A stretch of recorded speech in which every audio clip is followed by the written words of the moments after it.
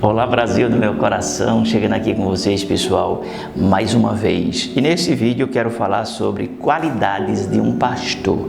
Isso mesmo, não vou, claro, né? Existem vários compêndios, vários livros, enfim, aquela coisa toda.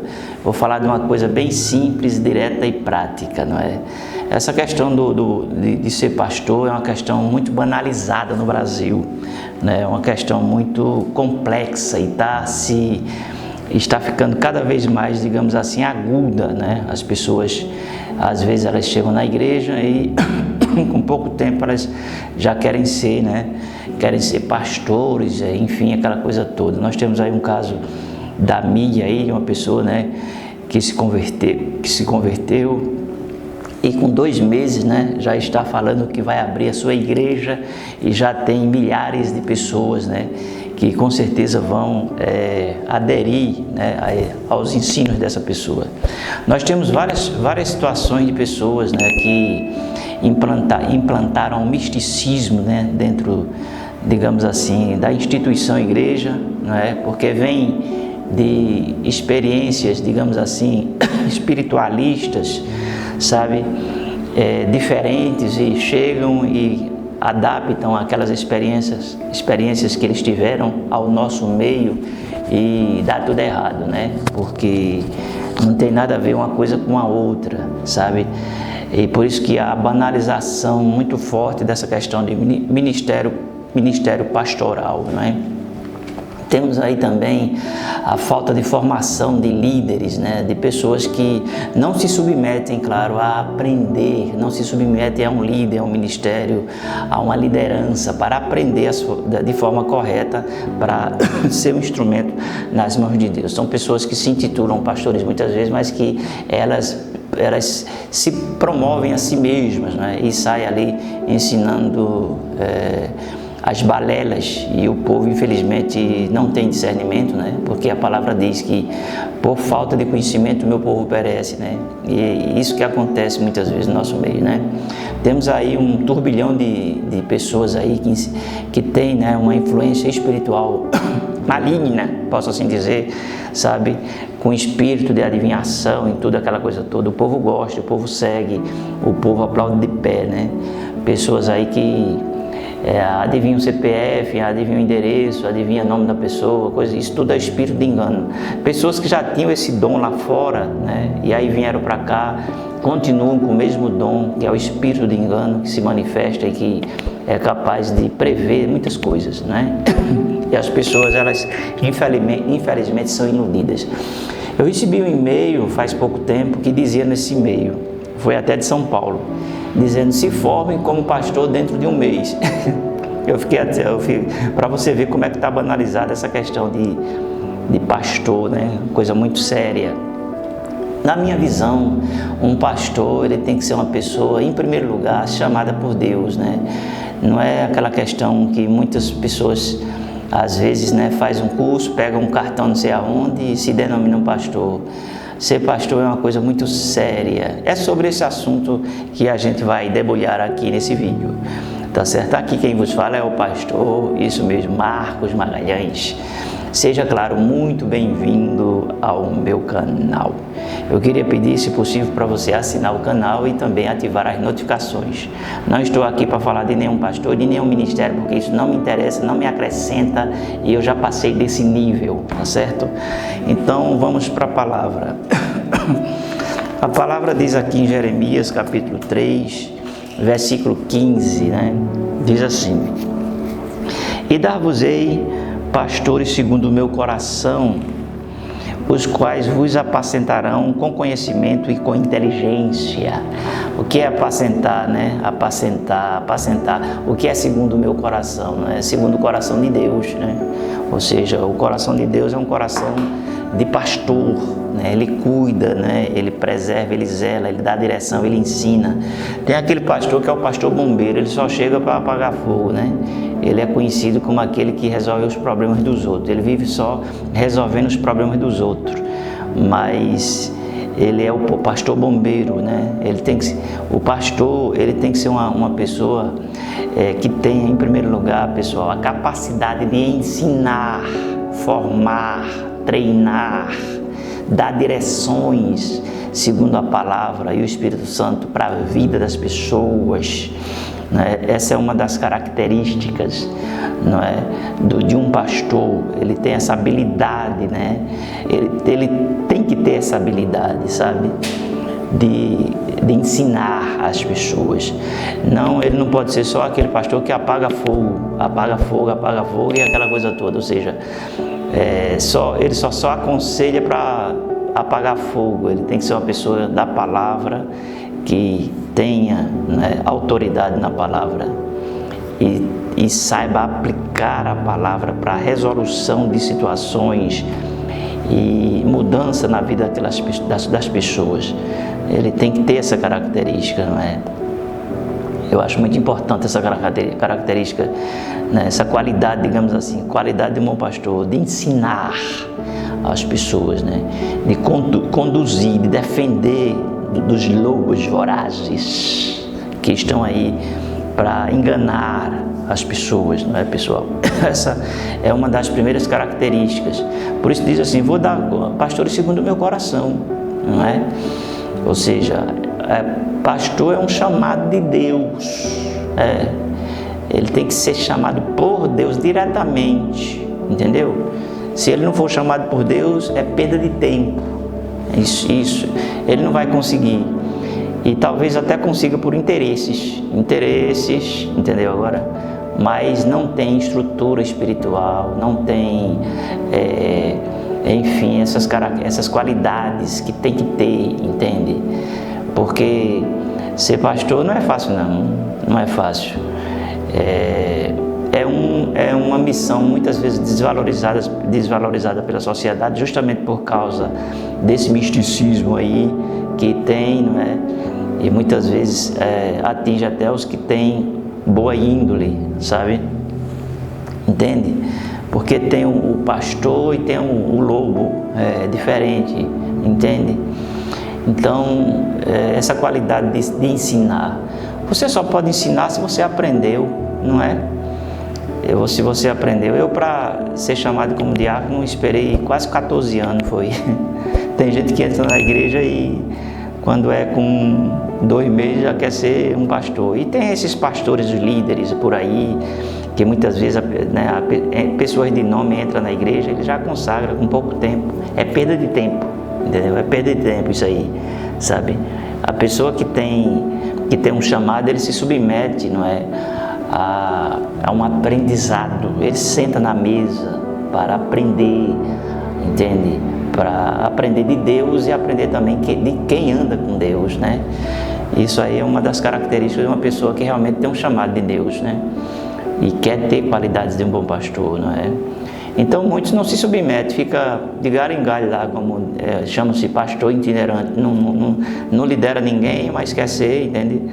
E os bestas, os abestados, né, os líderes abestados, ficam pagando 50, 60 mil para esse pessoal, que prega 1h30, mais ou menos 1 hora. Isso é perda de tempo, é jogar dinheiro no lixo, porque essas pessoas não formam ninguém, entende? Infelizmente, existem esses hábitos, né, com os líderes. Os líderes não, né, os patetas, os bobos da corte. Porque líder que é líder mesmo, ele procura se pagar o preço para ele ter influência espiritual sobre a vida do povo, e ele vai alimentar o povo, vai estar chamando esses mané lá de fora para estar alimentando a igreja e trazendo avivamento para a igreja. Porque esses caboclos de perna manca não traz nada de avivamento para a igreja, não é? Aí tem gente que faz uma festa de aniversário do ministério, aí traz Zé Mago para pregar, aí enche, mas quando ele sai, a igreja fica vazia do mesmo jeito, não produz avivamento, não produz resultados, não é? Ou seja, resultados visíveis naquele trabalho. É perda de tempo e gastar dinheiro, o dízimo do povo com esse povo aí, perda de tempo. Outra característica do pastor é saber ouvir, né? Ou seja, saber ouvir é muito importante. Você saber ouvir mais do que você está falando, escutar as pessoas, né? As pessoas hoje precisam ser escutadas, ouvidas, dar atenção para as pessoas, ter compaixão pelas pessoas, né? e sentir o drama das pessoas. Isso é uma característica de um bom pastor, qualidade de um bom pastor, não é? Em terceiro lugar, o bom pastor, ele sabe trabalhar em equipe, não é? O pastor não é aquela pessoa que fica sentado na cadeira dando ordem, não. Ele se envolve, ele interage, ele coloca, digamos assim, a mão na massa, ele faz, né, a coisa acontecer, sabe? Entende? Ele sabe trabalhar em equipe, ele sabe identificar o ponto fraco e o ponto forte das pessoas com quem ele está ali, naquela missão, naquele projeto, sabe? Ele sabe discernir, entende? Ele percebe as necessidades dos seus liderados, sabe? E é muito importante ter espírito de discernimento, ter um coração, né, que saiba discernir, sabe? Ter empatia com as pessoas.